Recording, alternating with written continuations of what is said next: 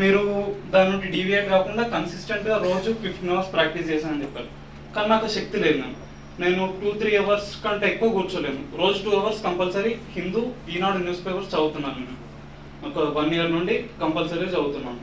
But ఇంకా ఫర్దర్గా వెళ్ళలేకపోతున్నాను. News paper వరకే ఫిక్స్ అయిపోయాను కానీ సివిల్ సర్వీసెస్ ప్రిపరేషన్ ఇంకా కన్సిస్టెంట్గా నేను చేయలేకపోతున్నాను. మీరు ఎలా చేస్తారు? అసలు డీవియేషన్ లేకుండా ప్రాపర్ ప్లానింగ్తో మీరు ఎలా చేస్తారు అనేది మాకు చెప్తే కొంచెం. నీ పేరేంటి? సాయి చందర్. వెరీ గుడ్, కూర్చోండి.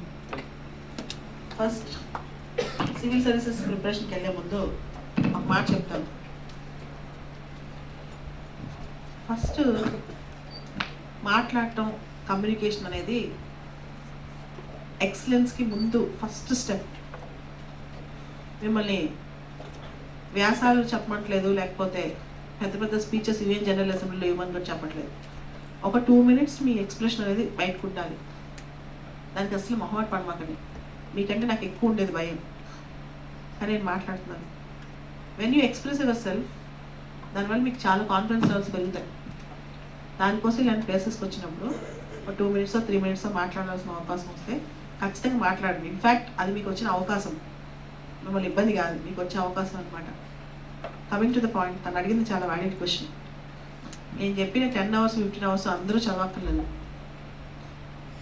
చిన్నప్పటి నుంచి అస్సలు చదవకుండా సడన్గా కూర్చుంటే అది తొందరగా కావాలి అంటే అంతసేపు కూర్చోవాలి.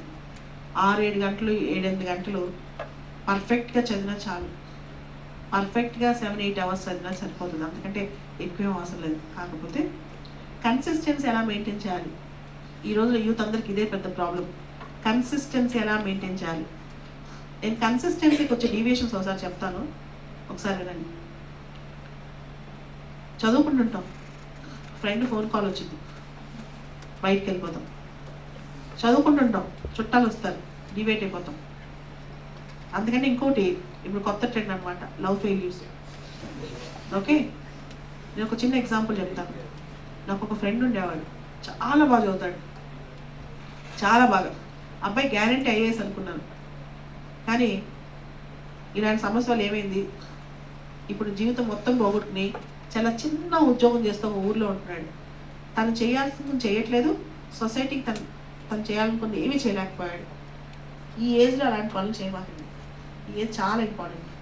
రెండోది, ఏమైనా సాధించకపోతే డిప్రెషన్కి వెళ్ళిపోవడం. నెలలు డిప్రెషన్ అనుకోతాను. అయ్యో, తెలియని ఫీలింగ్ అనమాట. మాకే ఎందుకు ఇలా జరిగింది, మాకే ఎందుకు ఇలా జరిగింది, మీకే జరగల. ప్రపంచంలో ప్రతి ఒక్కరికి అయ్యే సమస్యలు ఉంటాయి. కానీ మన వరకు వచ్చేసరికి ఏంటంటే మనమే విక్టిమ్ అనే ఆలోచనలో మనం ఉంటాం. ఎప్పుడు అలాంటి ఆలోచన పెట్టుకోవద్దు. ఎందుకంటే విక్టిమ్ అనే ఆలోచన వచ్చేసరికి మనం ఏమి చేయలేము. ప్రపంచంలో మనకి ఎదురైన సమస్య ప్రతి ఒక్కరికి చాలా సందర్భాల్లో చాలా మందికి ఎదురయ్యే ఉంటుంది. ముందు అది అనుకుంటే మనం అనుకున్న గోల్ పెట్టుకుందాం. మనిషి జీవితంలో 2 ఉంటాయి, మనం మార్చలేనివి, మార్చగలిగినవి. ఉదాహరణకి మన ఇంట్లో సమస్యలు, మనం చదువుకునేటప్పుడు, లేదా చుట్టాల సమస్యలు, లేదా పక్క వాళ్ళ క్యారెక్టర్, ఇవన్నీ. Man should be independent. Vivekananda గారే చెప్పారు, మనిషి సదాగా ఉండాలని. ఎప్పుడైతే మన జీవితం ఇంకొకరి జీవితంతో ముడిపడిపోయి ఆధారపడిపోయిందో వాళ్ళ వల్ల మన జీవితాన్ని మొత్తం మనం అనుకున్న గోల్స్ రీచ్ అవ్వడం. సో దీనివల్ల డిప్రెషన్ కానీ లేకపోతే ఇట్లాంటివన్నీ ఆలోచనలు వస్తాయి. అలా కాకుండా ఒక పర్ఫెక్ట్ గోల్ పెట్టుకుని ఫోకస్ ఒకటే పెట్టి లైఫ్లో అచీవ్ చేసేదాకా వేరే వాటికి పోను అనుకుంటే ఖచ్చితంగా అచీవ్ చేస్తాం. ఇవే కాదు, ప్రతి 2-3 అవర్స్కి ఒకసారి నేను ఫాలో అయిన టెక్నిక్స్ చెప్తాను. మరి మీకు మరీ హార్డ్గా అనిపించవచ్చు. నేను 2-3 అవర్స్కి ఒకసారి అలారం పెట్టుకుంటాను మొబైల్లో కానీ ఎక్కడన్నా. ఆ 2 hours నేను కరెక్ట్గా యూజ్ చేసాను లేదా 2 hours ఒకసారి టెస్ట్ చేసుకుంటూ ఉంటాను. అట్లీస్ట్ మీరు 2 hours చేసుకోకపోయినా 24 hours ఒకసారి రిమైండర్ పెట్టుకోండి, ఈ 24 hours ఎలా యూజ్ చేసుకున్నారు అని. ఈ 24 hoursలో నేను తెచ్చుకోకూడని థాట్స్ ఏవైతే తెచ్చుకున్నారా అని. ఎందుకంటే మనం డిసైడ్ చేసేది మన థాట్సే, మన ఆలోచనలే మనల్ని డిసైడ్ చేస్తాయి. 24 గంటలకు ఒకసారి ఒక చిన్న పేపర్ పని తీసుకోండి.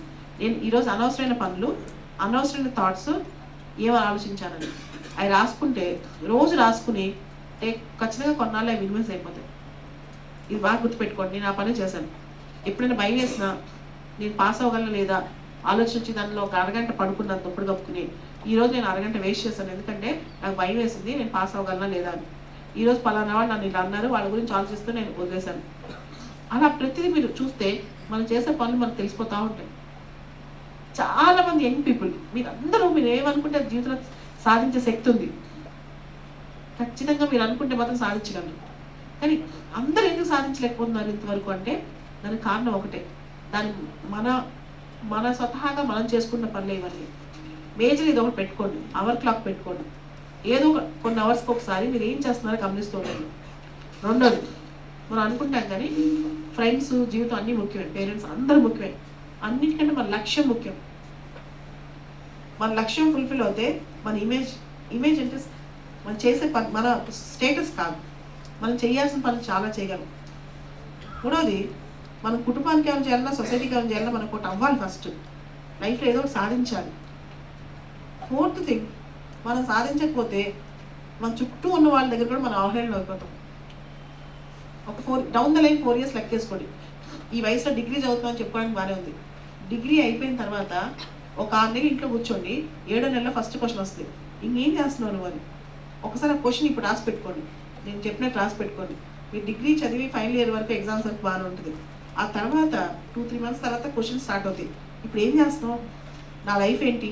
1 year వరకు కొంచెం అడుగుతారు అందరూ, సెకండ్ నుంచి ఎక్కువ అడుగుతారు. ఆ తర్వాత ఇంక అయిపోయిందంటే లైఫ్. సో ఇదంతా ముందే ప్రిడిక్ట్ చేయండి. మీ జీవితానికి ఒక దిశానిర్దేశం చేసుకోండి. నేను 2 years అట్లీస్ట్ ఇప్పుడు అనుకుంటే 2 years కన్నా అవుతారు. ఇప్పుడు అనుకోకపోతే ఇంకా కష్టం. ఇందాక ఆ పాప కూడా అడిగింది, అమ్మాయిలు IAS IPS అవుదాం అనుకుంటున్నారు, ఇంట్లో వాళ్ళు పెళ్ళిళ్ళు చేద్దాం అనుకుంటున్నారు.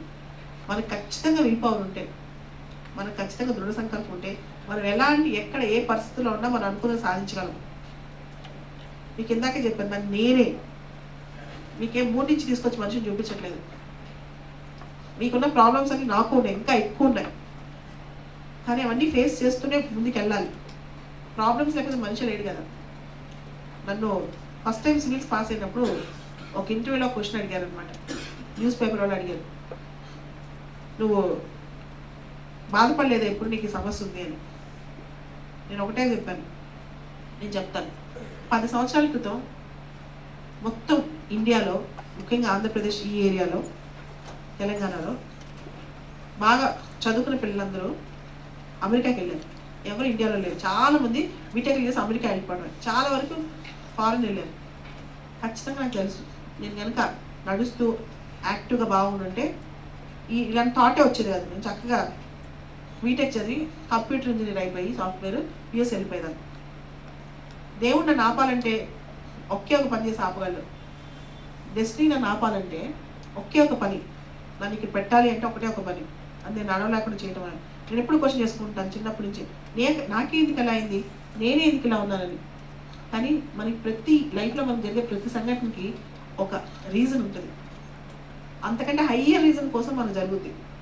అండ్ ఇంకోటి కూడా క్వశ్చన్ చేసుకుంటాను అనమాట, నాకే ఎందుకు అలా అయింది. మా సిస్టర్ ఉంది, దేవుడు ఎందుకు నన్నే ఇలా చేశాడని. అందరికి ఒక ఆన్సర్ ఉంది. నేను మాత్రమే దీన్ని ఇన్స్పైరింగ్గా తీసుకుని కొంచెం బెటర్గా చేసుకోగలను. ఇంకొకరికి ఇలాంటి పరిస్థితి వచ్చిందనుకో, వాళ్ళు దీన్ని ఇలా తీసుకోలేరు కదా అని. మనకి ఏ ప్రాబ్లం వచ్చినా లైఫ్లో, ఏ కష్టం వచ్చినా సరే, దాని వెనకాల పెద్ద మీనింగ్ ఉంటుంది. దాని మీనింగ్ మనకి 10-20 సంవత్సరాల దాకా అర్థం కాదు. ఆ అర్థం ఏంటో తెలిసింది, ప్రతి కష్టానికి ఒక అర్థం ఉందని. లైఫ్లో కష్టాలు లేకపోతే, ఛాలెంజెస్ లేకపోతే, సవాళ్ళు లేకపోతే లైఫే కాదు కదా. అంతే కదా, అందరూ వచ్చారు, లైఫ్ జరిగిపోతూ ఉంటుంది, వెళ్ళిపోతూ ఉంటుంది కదా. లైఫ్ని ఎప్పుడు అలా తీసుకోకూడదు. Expect the unexpected things in life. వాటిని మించి బయటకు వస్తే అది రియల్ లైఫ్, అది రియల్ మెసేజ్. ఒక మంచి స్టోరీ ఉంది, ఒక మంచి పోయం ఉందన్నమాట, ద రియల్ హీరో అని. రియల్ హీరో ఎవరు అంటే, అందరూ ఉండి అన్నీ బాగున్నప్పుడు ఉండేది రియల్ హీరోయిజం కాదు.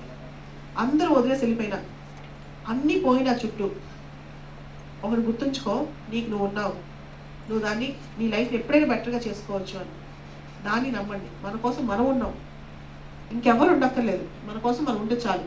మన లైఫ్ని ఏ టైంలోనే ఎలా అయినా మార్చుకోవచ్చు. ఆ శక్తి మనందరి చేతిలో ఉంటుంది. మీరు దీన్ని నమ్మితే మాత్రం అద్భుతాలు చేయగలరు. దీన్ని నమ్మకుండా కాలయాపన చేస్తే మాత్రం సంవత్సరాలు గడిచిపోతాయి. మనిషి జీవితం యావరేజ్ 70 ఏళ్ళు. మనందరికీ తెలుసు టైం అనేది ఎంత ఫాస్ట్గా గడిచిపోతుందో. మనందరికీ తెలుసు ఇది 2017. 2117కి మనం ఎవరో ఇక్కడ ఉన్నాం.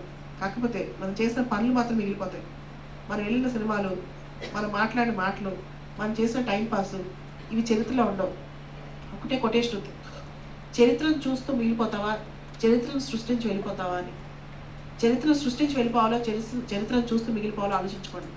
అంతేగాని సాదాసీదాగా కొన్ని వేల కోట్ల మంది వచ్చారు, వెళ్ళిపోయారు, మనం వచ్చాం, మనం వెళ్ళిపోయాం. దానికి కొంచెం అర్థం ఉండాలి కదా. మన మనిషిగా ఈ భూమి మీదకి వచ్చినందుకు ఎంతో కొంత అర్థం ఉండాలి కదా. ఇది ఒకసారి క్వశ్చన్ చేసుకోండి. ఓకేనా? Thank you very much. Wonderful.